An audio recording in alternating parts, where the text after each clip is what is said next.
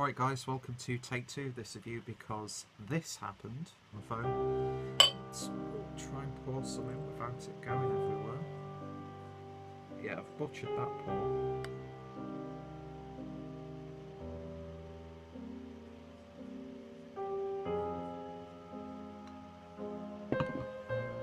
Thankfully it didn't spew all over the place, but yeah, as you can see, that is a massive head, and it was literally climbing up the bottle. So the beer in question is from the Brussels Beer Project over in Belgium. Heard a lot of good things about these guys. Picked this up from Beergium. And yeah, this is Brussels Beer Project Turbi, limited edition 2016. I know I completely butchered the pronunciation of the beer, but it's described as a double white IPA, clocking in at 7.1% with an IBU count of 80. Really lovely, vibrant artwork there. Don't think I've had too many white IPAs, especially double white IPAs. So in terms of the grains and stuff, we've got pale malts. I really can't read that. Pale malts. Is that Pilsner malts? Malted wheat, and then just regular wheat. Yeast, a very lively yeast, is Nottingham, and the hops are Warrior, Chinook, and Sriracha Ace. Like I said, it's a little bit hard to read that, but you know, links are down below to an actual proper description of this beer. Beer is already poured into the glass, and that's a lovely sort of murky colour.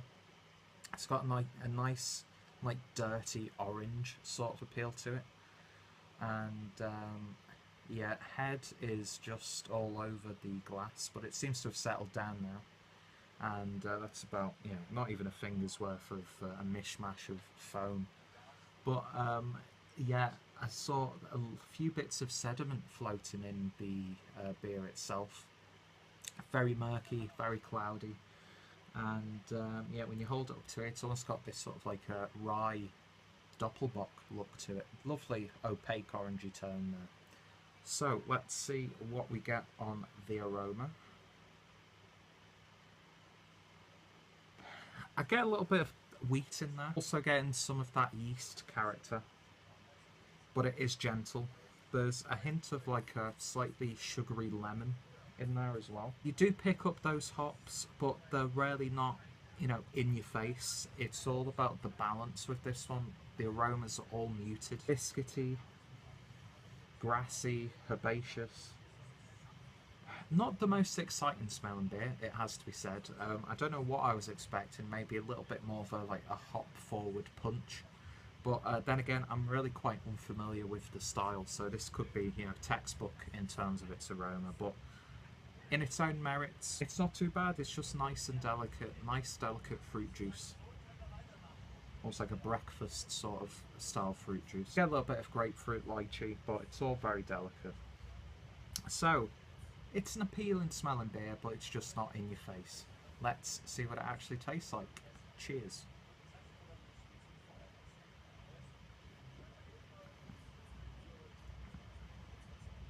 Ooh. Well, it definitely delivers in terms of flavour. Right at the start, you're hit with that bitterness.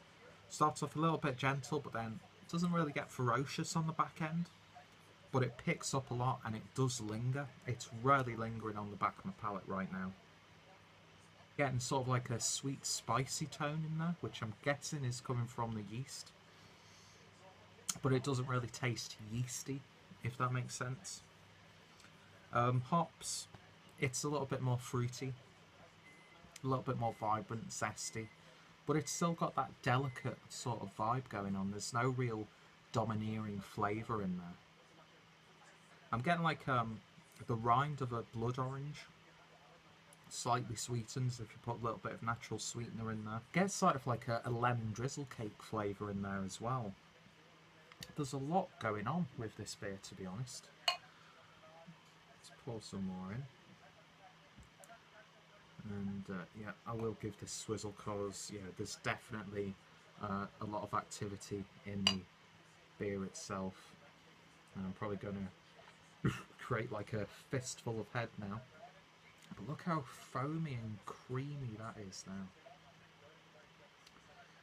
I could just keep it there for absolutely ages. I probably will just end up topping that up after I finish the review. But yeah, it's definitely dulled down in terms of colour. It's almost got like a sort of a pale caramel.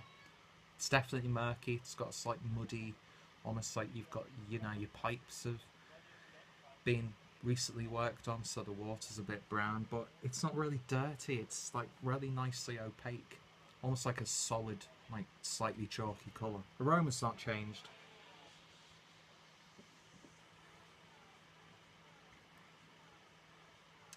Something there that I cannot put my finger on. It's not really bitter taste, but it's not really sweet taste. It's slightly malty, but it's not really like a malt character that you would expect. It just adds something to the complexity of the beer. I'd actually quite like it, but I can't for the life of me put a name on it, what I'm picking up in there. But it blends really, really nicely with the rest of the beer. You know what? 7.1%? No way. The only way you'd really take your time is because of that bitterness on the back end. It is quite sharp on the back ends. You get that bitterness throughout, but it's a little bit more delicate when it first goes in. Get like blueberries, a little bit of strawberry, and like in my head I'm getting like a very slight champagne sort of character. I've nearly finished this beer already. There's like this sense of like sort of like a lactose creaminess there, but you don't get that on the body. Body's really quite on the higher end of medium. It's not a heavy body, but it's not a, you know, a light body. And it's weird, like one sip is like quite ferocious in one sense, but you take another sip and it's all really quite delicate. It seems like it's changing your palate every time you take a sip. And it's definitely excuse me, an intriguing beer for sure. Am I completely in love with it? I think mainly because it's a style that I'm not used to, so I'm not going to hold it against the beer. Very high quality beer. It's intriguing. It's got a level of experimentation to it. It's something a little bit different. There's so many different styles, it seems, going on with this beer, and they all seem to work. But in terms of a rating, I think it's not really my cup of tea. I don't think I'd rush out to buy another bottle of this one. I would definitely see what other beers I could pick up from the Brussels Beer Project. But it's a very solid beer. Definitely one of those ones where give it a try at least once, because this could be like, your mind could be blown by this beer. And I'm guessing one of the things where it could change from bottle to bottle, maybe. I don't know. But for me, I'm going to give this one an 8 out of 10. Still a very, very good score. It's a very, very good beer. And yeah, I think I've yet to be disappointed with any of the beers that I've had from Beergium. It's just a shame that this was so active when it really didn't need to be. Because, like I said, it's been settled for like almost a week, so it's had enough time. So maybe they've put a little bit too much yeast in there, I don't know, but then again, you don't get a yeasty flavour.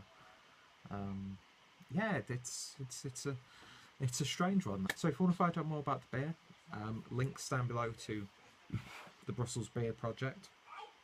Kind of gassy as fuck right now. Links down below as well to Beergium. Check them out. And yeah, check out my Belgian beer playlist also.